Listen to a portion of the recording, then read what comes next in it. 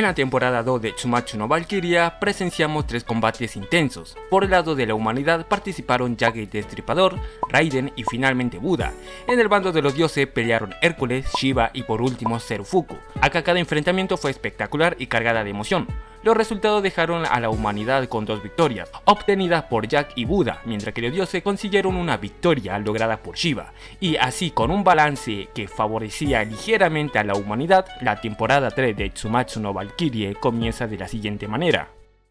Después del combate entre Buda y Zerufuku, Buda resulta ser victorioso y es llevado de inmediato a la enfermería para recibir tratamiento. Mientras tanto, Beelzebub destruye toda la investigación relacionada con Hyjul. Sin embargo, en ese momento aparece Odín, quien le advierte que no debe interferir en ninguna pelea del Ragnarok. Incluso le dice con firmeza: he esperado mucho tiempo este combate, no te interpongas. ¿Y por qué es importante esto? Esto porque Odín está siguiendo un plan que más adelante se nos revela que es un plan que involucra a ciertas divinidades primordiales que todavía no entraron en acción. Por otro lado, Brunilda se dirige a elegir el próximo representante de la humanidad, pero se cruza con alguien inesperado, una supuesta copia de ella, aunque en realidad es un humano disfrazado, Nostradamus. Nostradamus se muestra como un personaje bromista, pero sabe más de lo que aparenta. Él conoce los planes de Odín y en el futuro causará problemas al secuestrar a Gol. Además, es el primer humano en haber sido enviado al Helheim por casi destruir el Bifrost, una puerta que conecta el Valhalla con el Helheim. Entre tanta charla, Nostradamus pregunta si será el próximo en pelear. Brunilda, molesta por su actitud, le responde que no, que se vaya a rascar los huevos por ahí. Brunilda finalmente elige al siguiente representante de la humanidad, un rey. Esto sucede justo cuando se confirma que el representante de los dioses será nada más y nada menos que Hades, el soberano del inframundo. El humano al principio parece bastante despistado, se equivoca de la sala de espera y termina entrando al sector donde están los dioses. Hades intenta echarlo, aunque el rey lo derriba con total facilidad. Justo en ese momento aparece Brunilda y le avisa que es hora de pelear. Es entonces, con total confianza y acompañado con otros humanos, entra a la arena del lado de los dioses, algo que genera crítica inmediata de los dioses presentes. El rey a esto le chupa un huevo y responde con actitud desafiante: este hombre no es cualquier guerrero, es Qin Shi Huang, el emperador que unificó toda China. Su valquiria, Albitrit, aparece molesta porque él la dejó esperando durante mucho tiempo. Qin, fiel a su estilo seguro y característico, la toma en brazos y la coquetea sin dudarlo. Ella termina cediendo y juntos realizan el Volgun, creando el arma del emperador, el brazo del emperador. Por su parte, Hades se prepara para salir a la arena, aunque antes es interceptado por un sirviente de Poseidón, quien le entrega un fragmento del tridente del dios marino. Hades lo incorpora a su arma, dejándola aún más temible. Cuando finalmente entra al campo de batalla, los dioses sienten miedo solo por su presencia. Sin más introducción, el combate empieza. Hades realiza el primer movimiento, lanzando una serie de ataques devastadores, aunque Qin lo evade con sorprendente fluidez, o bueno, casi todos. Lo impresionante es que en el último ataque, Qin no solo esquiva, él toma el arma de Hades y usa su fuerza en su contra, enviando al dios hacia atrás. ¿Y cómo pudo hacer esto? Para entender esto es necesario conocer una batalla del pasado donde Qin se enfrentó a un dios demonio. Hace mucho tiempo, en el estado de Qin, existía Chiyou, un dios demonio que dominaba 5 artes marciales divinas. Además, él determinaba si un hombre merecía convertirse en emperador, exigiendo sacrificios crueles para otorgar ese honor. Cuando Qin Shi Huang unificó China, decidió enfrentarse directamente a Chiyou. No iba a permitir que un ser así siga imponiendo terror sobre los aspirantes al poder. La batalla entre ambos duró 6 días completo, y al final Qin Shi Huang logró derrotarlo. Durante ese enfrentamiento, el emperador aprendió las 5 técnicas del dios demonio, a lo que la llamó simplemente Chiyou: estilo de la espada, armadura, alabarda, lanza y arco. Regresando al combate actual, Hades se pone de pie y, decidido a no ser superado por un humano, desata una técnica que exige toda su energía. Qin logró bloquear el ataque, aunque Hades aumentó la presión y finalmente lo derribó. Aún así, Qin se levantó, se quitó la venda de los ojos y declaró con firmeza que todavía no ha sido superado. Hades responde con otra embestida, aunque esta vez Qin libera una onda de aire comprimida que impacta en el cuerpo del dios. Debilitado y con esa apertura, Qin lo envía nuevamente hacia atrás. Esto es posible gracias a los ojos de Qin, una habilidad que le permite ver el chi, o como él lo llama, las estrellas. Estas estrellas representan puntos de debilidad en el cuerpo. Basta tocarla ligeramente para hacer que un oponente pierda incluso la mitad de su fuerza. Esto es exactamente lo que acaba de ocurrir a Hades. Hades. Sin embargo, tal como dice un sabio o un borracho del barrio, aquellas habilidades extraordinarias tienen un precio. En el caso de King, ese precio es sentir en su propio cuerpo el mismo dolor que causa a los demás. Cuando ve la herida abierta de Hades, la misma herida aparece en su piel. Ese sacrificio no solamente modió su fortaleza, sino también lo convirtió en un gran rey. Para entender esto hay que conocer su pasado. Años atrás hubo un conflicto entre el estado de Qin y de Zhao. Durante esa guerra, un general de Qin enterró vivo a muchos habitantes de Zhao. Aunque Qin ganó la batalla, Zhao tomó prisionero al príncipe de Qin. Mientras estuvo cautivo, el príncipe se enamoró de una bailarina de Zhao y tuvieron un hijo, Qin Shi Huang. Con el tiempo, el príncipe escapó a Zhao y regresó a su estado.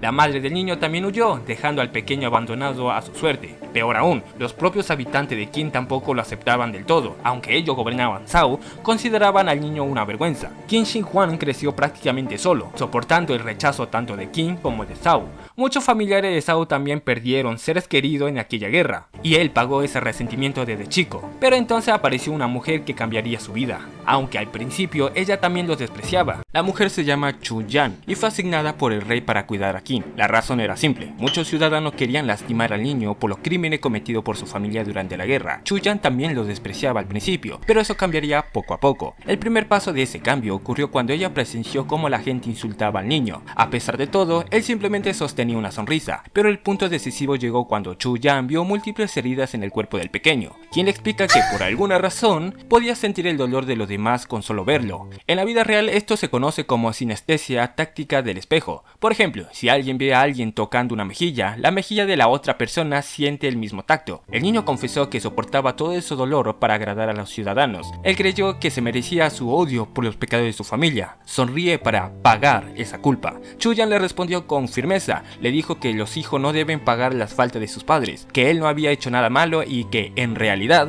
era un buen niño. Finalmente Qin se quiebra y estalla en llanto, y confesó que en el fondo odia todo por cómo lo tratan. Después de ese día su relación cambió por completo, empezaron a vivir momentos felices, casi como madre e hijo. Chu Yan incluso le regaló una banda para que el dolor que sienta se reduzca al menos un poco, pero 2 años después su vida volvería a transformarse. Los reyes de Qin mueren y el padre de Qin Shi Huang es nombrado como nuevo gobernante. Eso convirtió al niño como el nuevo príncipe, por lo que debe regresar a su estado natal. Sin embargo, los guardias de Zhao intentaron eliminarlo para vengarse de los crímenes cometido en Qin en la guerra. Chu Yan no dudó en un segundo, lo defendió con todo lo que tiene, derrotando a sus atacantes uno por uno, pero al final ella también es herida de gravedad. Antes de morir le revela toda la verdad. Ella había tenido un hijo muy parecido a él, aunque ese niño fue enterrado vivo durante la guerra. Es por eso que odiaba a los Qin. Cuando supo que un joven príncipe necesitaba una cuidadora, se ofreció para poder verlo de cerca, o más bien para vengarse. Aunque al observar de cómo Qin soportaba el desprecio, el dolor y aún así seguía sonriendo, comprendió que él era un buen chico, alguien que podría convertirse en un gran rey. En su último aliento le dice que cree en él. Qin abraza, llora y le promete que será el mejor rey de todos los tiempos. Y bueno, con el tiempo el niño regresó y años después, con tan solo 12 años, se convirtió en el rey del estado. De vuelta al presente, la determinación de Qin arde más fuerte que nunca. Se prepara para continuar la batalla, decidido a cumplir su promesa. Hades por su parte también adopta su postura de combate. Él también debe cumplir una promesa. Y para entender lo que ocurre ahora, tenemos que retroceder a la época de la gran gigantomaquia. Después de la titanomaquia, Zeus se convirtió en el dios más fuerte y el líder absoluto del Olimpo, pero la diosa primordial Gea, o también conocido como Gaia, no aceptaba este nuevo orden. En señal de rebeldía, invocó a los gigantes para que se levanten contra Zeus. Así comenzó la gran gigantomaquia. Al principio los dioses estaban perdiendo terreno, pero cuando todos se unieron y combatieron lado a lado, lograron derrotar a los gigantes. Pero pará, ¿y qué pasó con Hades? Mientras que el Olimpo luchaba, Hades descendió solo al Tártaro. Allí encontró un ejército de gigantes ocultos, preparado para emboscar a los dioses. Hades los enfrentó a todos y lo venció sin pedir ayuda, cumpliendo su deber como hermano mayor,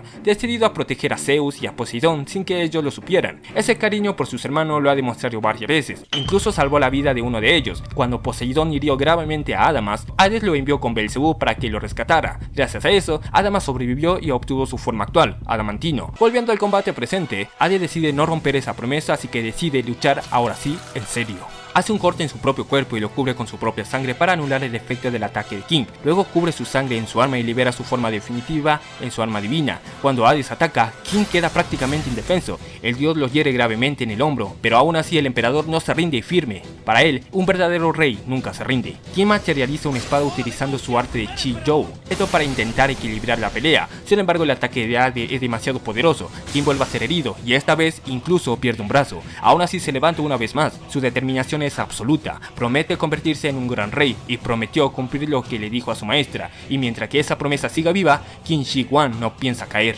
Sin más tiempo que perder, ambos guerreros se preparan para su ataque final. Hades avanza primero con un golpe decisivo, aunque King logra bloquear el impacto en el último segundo. Luego libera una onda de aire comprimida directa hacia el arma del dios. Este ataque hace que el arma pierda estabilidad y aprovechando esta oportunidad, King la destruye por completo. King le dice a Hades que le guarde esto, lo atraviesa con su espada, dándole el golpe final. El rey del inframundo cae al suelo, aceptando su derrota. Antes de desvanecerse, Hades mira al cielo y se disculpa con sus hermanos por no haber podido cumplir la promesa que le hizo. Y con esa última muestra de amor fraternal, su cuerpo desaparece. Quien respetuoso hace una reverencia a su rival caído y justo después colapsa debido a la gravedad de sus heridas. ¿Y cómo logró King semejante hazaña? Básicamente utilizó una técnica que le permitió soportar y acumular la fuerza de Hades. Luego lanzó la onda de aire, debilitando el arma del dios. ¿Por qué funcionó esto? Porque al mezclar su sangre con su arma, Hades la convirtió en una extensión de su propio cuerpo. Eso significaba que su arma estaba viva y también poseía las estrellas de Chi. Al golpear esos puntos mientras que Hades descargaba toda su fuerza, King hizo que el poder del propio dios se volviera en su contra. Gracias a esta estrategia,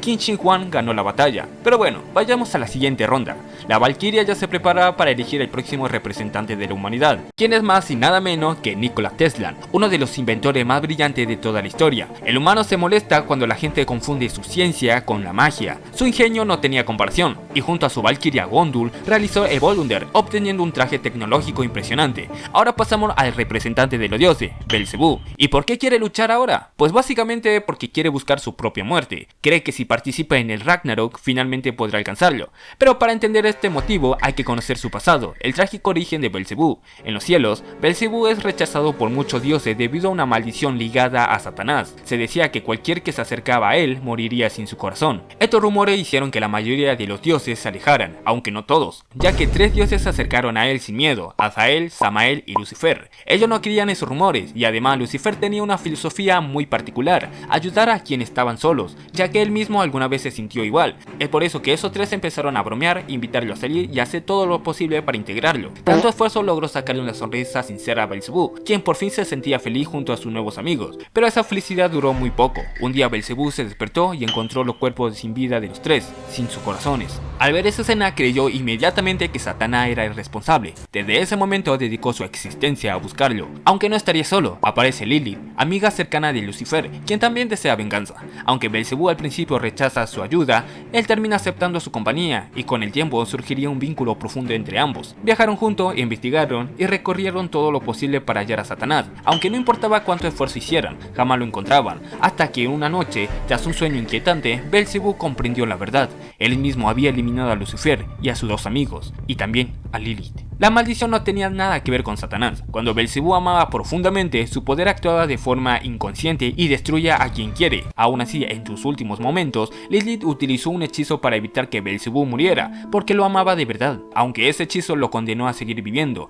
cargando el dolor de saber que él mismo destruyó aquello que ama. Es por eso que Belzebú quiere luchar en el Ragnarok, porque en el fondo, sigue buscando una forma para terminar con su vida. Aunque sin alargar más la historia, los 2 combatientes entran a la arena, Belzebú representando a los dioses y Nikola Tesla representando a la humanidad. El combate inicia y Belzebú quien ataca primero, desatando una devastación impresionante gracias a su habilidad basada en la vibración, un poder que le permite tanto atacar como defenderse. Tesla responde de inmediato, intenta golpearlo pero todos sus ataques fallan, algo que en la apariencia parece un gran problema. Sin embargo, esta desventaja en realidad era parte de su estrategia. Cada golpe fallido liberó a partícula Tesla. Estas son pequeñas unidades de energía que él dispersa intencionalmente por todo el campo de batalla, y con estas partículas Tesla crea una especie de prisión energética alrededor de Belcebú. Además activa un sistema de antigravedad, un invento que había imaginado en su época pero no pudo realizarlo por las limitaciones tecnológicas de su tiempo. Ahora, gracias a la unidad de su Valkyria Gondul, ese sueño se vuelve realidad, y con ese sistema Nikola se mueve con una velocidad increíble, pudiendo esquivar,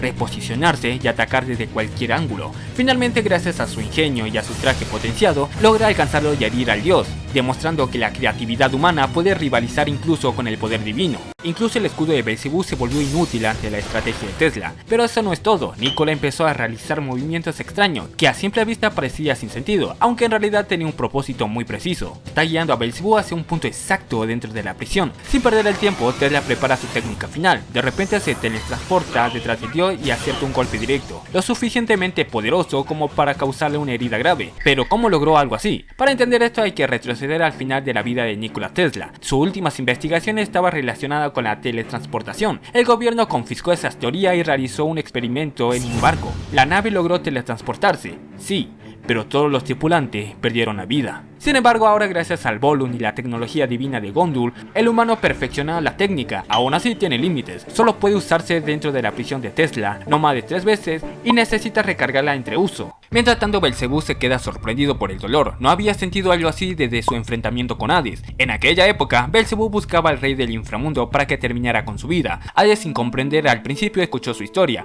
Al entenderla, le revela que su amada quiso que él siga viviendo. Belcebú reflexiona y decide seguir viviendo con ese gran dolor hasta buscar una muerte terrible. Hades lo entiende y le entrega un arma divina para que no muera con facilidad, y así nació una amistad entre ambos, hasta que Belcebú presenció la derrota de Hades. En ese momento cambió todo dentro de él, su objetivo ya no era morir, o al menos no por ahora. Ahora su deseo era acabar con la humanidad. Con esa nueva determinación, Belcebú concentra un ataque devastador para terminar el combate de una vez por todas. Sin embargo, el ataque de Belcebú era tan peligroso que incluso Zeus le ruega que no lo ejecute, pero Belcebú, decidido a terminar con el combate, ignora la advertencia y desata un poder de todas formas. Aún así, Nikola logra detenerlo con un solo golpe justo en el momento crítico, salvándose de un margen mínimo. Eso sí, para lograrlo sacrifica una de sus bobinas Tesla y queda gravemente herido. Mientras todos creen que era su fin, Nikola piensa lo contrario. Para él, la humanidad nunca se rendirá y nunca será olvidada. Y para entender por qué, tenemos que volver a su pasado. Cuando Nikola Tesla tenía 6 años,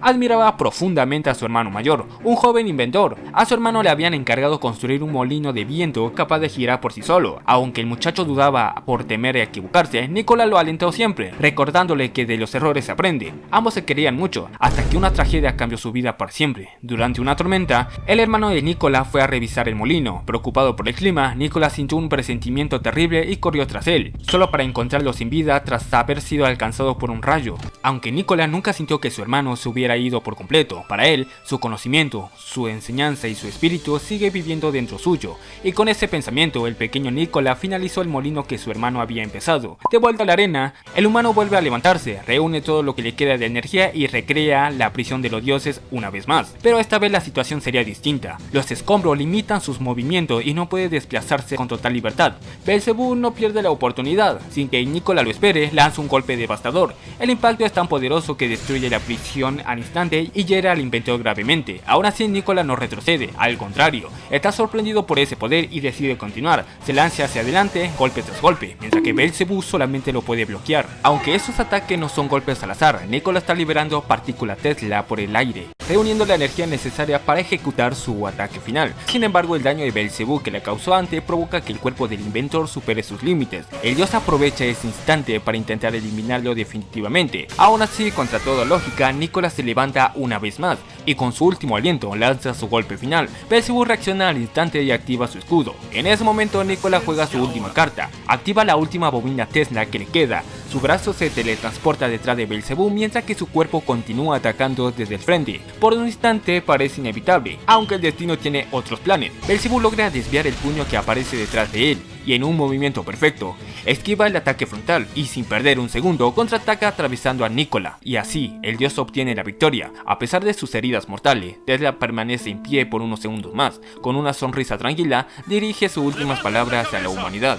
Le dice que sigan avanzando, que jamás se rinda y que la la búsqueda del progreso siempre continuará mientras que tenga el valor de soñar. Finalmente el cuerpo de Nicholas se desvanece a la luz, mientras que sus compañeros humanos y las valquirias lloran por su partida. Sin alargar más esto, llega la última batalla. Los dioses ya eligieron a su representante, nada más y nada menos que Apolo, el dios del sol, un arrogante, confiado y con una relación bastante cercana con Ares, aunque él mismo lo niega con total descaro. Y por parte de la humanidad, la elegida es una leyenda, el rey Leónidas. Al principio él se niega rotundamente a pelear, aunque cambia de opinión en el instante que escucha el nombre de su rival. El simple hecho que Apolo sea su oponente despierta un odio antiguo que Leónidas no estaba dispuesta a ignorar. Tras aceptar la batalla, forma su Volum con su valquiria, una guerrera tan explosiva y agresiva como él. Llegamos a la arena. El primero en aparecer es Leónidas, luciendo un atuendo militar moderno. Cuando este diseño salió en el manga, fue duramente criticado porque muchos fans esperaban verlo con una armadura clásica espartana, pero bueno, cuestión de gustos. ¿Ustedes qué opinan? Luego aparece Apolo. Antes de que se le dé la orden de comenzar, Leónidas corre directamente hacia él y lanza un ataque feroz. Apolo esquiva los golpes con facilidad, casi aburrido, mientras que lo insulta sin piedad, lo llama vulgar, ignorante y otras cosas por el estilo. Aún así, Leónidas no detiene su ofensiva, su odio es tan grande que quiere acabar con él lo más rápido posible. Pero ¿de dónde viene ese rencor? ¿Por qué Leónidas detesta tanto a Apolo? ¿Y qué hizo Apolo para que el rey espartano lo odie tanto? Ya que según el propio dios, él jamás conoció a Leónidas en vida, así que la respuesta está en el pasado. Los espartanos estaban en plena guerra contra los persas, pero había un problema, ellos no podían atacar, se encontraban en pleno festival de Carnias, una celebración sagrada dedicada precisamente a Apolo. Durante ese evento todas las actividades militares estaban prohibidas, y los espartanos obedecían estrictamente esta regla porque provenía de un oráculo. Pero hubo un hombre que se negó a aceptar y quedarse de brazos cruzados mientras que un ejército enemigo avanzaba. Ese hombre fue Leónidas. Consciente de lo que estaba en juego, decidió desobedecer el mandato del oráculo y marchó hacia la guerra. Leónidas destruyó la estatua de Apolo y se fue. Sin embargo, en el camino 300 soldados espartanos aparecieron para apoyarlo, impulsados por la admiración que sentían por su rey. Juntos fueron al combate y tras una dura batalla, los espartanos salieron victoriosos. Aún así, Leónidas nunca dejó de guardar resentimiento hacia Apolo por aquella orden absurda. De vuelta a la pelea, Leónidas decide ir en serio y libera un arma oculta que estaba en su escudo, lanzándola directamente contra el dios. Apolo intenta detenerlo con sus propias manos, pero no lo consigue. Aún así logra sobrevivir gracias a su arma divina, los hilos de Artemisa, capaces de transformarse en cualquier tipo de arma. Apolo forma un guante y ataca al humano con una agilidad de pies sorprendente. Después de todo, es conocido como el dios del boxeo. Sin embargo, todo cambia cuando escucha comentarios burlones sobre su estrategia, diciendo que solo se limita a esquivar y correr, y que si se quedara quieto, Leónidas lo vencería. Para no herir su orgullo, Apolo decide pelear de frente. Esa actitud molesta a Leónidas, que siente que el dios lo está subestimando. Entonces libera otra arma y lanza una ofensiva brutal, aunque no conecta ninguno y Apolo conecta varios golpes que lo hieren gravemente, hasta aceptar un golpe final. Pero Leónidas no es un hombre que caiga fácilmente, se levanta una vez más y con toda su fuerza le propone un cabezazo directo al dios. Aún así el dios logra ponerse de pie porque puede volverse más fuerte. Después de todo, él se conoce a sí mismo. Para entender esta frase hay que conocer algo importante sobre Apolo. Esa expresión estaba escrita en un santuario dedicado al dios, y los humanos la interpretaron durante siglos de forma equivocada. Creían que significaba que ellos eran inferiores y Apolo, como dios, era un ser superior que debería ser venerado, aunque eso no era su verdadera intención. Hace muchos años, una serpiente monstruo llamada Pitón atacaba aldeas humanas. Incluso los soldados de Ares intentaron detenerla, aunque fueron derrotados una y otra vez. Entonces apareció Apolo y luchó contra la criatura. Día tras día combatieron, y aunque Pitón siempre era vencido, jamás se rendía. Se negaba a aceptar la derrota frente a un dios tan venerado y tan talentoso, mientras que él era despreciado por su apariencia tanto en la tierra como en el cielo. Sin embargo, Apolo llama a Pitón hermoso, no por su forma, sino porque se conocía a sí mismo. Y con esto, Apolo se refería a alguien que entiende quién es, conoce sus debilidades y no teme cambiar ni hacerse más fuerte. Eso es lo verdaderamente hermoso. En cambio, quienes se conforma, no evoluciona y se quedan estancados, le parece algo desagradable y sin elegancia. Lo curioso es que Apolo no siempre fue un dios respetado. Al principio era considerado arrogante e insufrible, aunque con esfuerzo dominó todas sus habilidades y se ganó su lugar entre los 12 dioses del Olimpo. Tras la batalla, Apolo se retiró y Pitón terminó construyendo un santuario en su honor, grabando allí aquella famosa frase. De vuelta al combate, Apolo también llamaba hermosa a Leónidas, ya que reconoce que el rey espartano Sakata no se conoce a sí mismo, pero sin más rodeos decide terminar la batalla, invoca su arco y desata una lluvia de flecha que atraviesa el cuerpo de Leónidas, dejándolo gravemente herido. Aún así Leónidas no se rinde, en el último disparo devuelve la flecha al propio Apolo, hiriéndolo en el pecho y en el brazo. Aún así, como siempre Apolo no se rendía y decide lanzar su ataque final. Con la ayuda de la estatua, él genera un enorme hilo y lo usa para impulsarse, convirtiéndose prácticamente en una flecha viviente. Al mismo tiempo Leónidas se prepara y coloca su escudo enfrente de él. Sin más, ambos guerreros avanzan uno contra el otro con una velocidad impresionante, hasta que sus ataques chocan. El resultado ya estaba decidido. Apolo atraviesa el escudo de Leónidas y con ello su abdomen también, obteniendo así la victoria. Leónidas cae al suelo, pero lo hace con orgullo, satisfecho por la batalla que dio. Apolo por su parte se muestra feliz por haber combatido contra alguien tan hermoso a sus ojos. De esta manera termina la tercera batalla de esta tercera temporada. Sin embargo, la historia no acaba aquí. Aún queda personaje muy importante para presentar: Sakata Kintoki y Sigurd, el novio de Brunilda, un hombre que fue encerrado por Odín, ya que es una pieza clave en su gran plan, el despertar de los dioses primordiales, un secreto descubierto por Buda y Belcebú. Además, Sakata también será representante de la humanidad, y todo esto se desarrollará en la siguiente temporada, donde veremos el combate de Okita y de Susanoo. Si quieren saber qué ocurre después de esto, pueden ver los resúmenes del manga que ya hice, así que nada, nos veremos en un próximo video.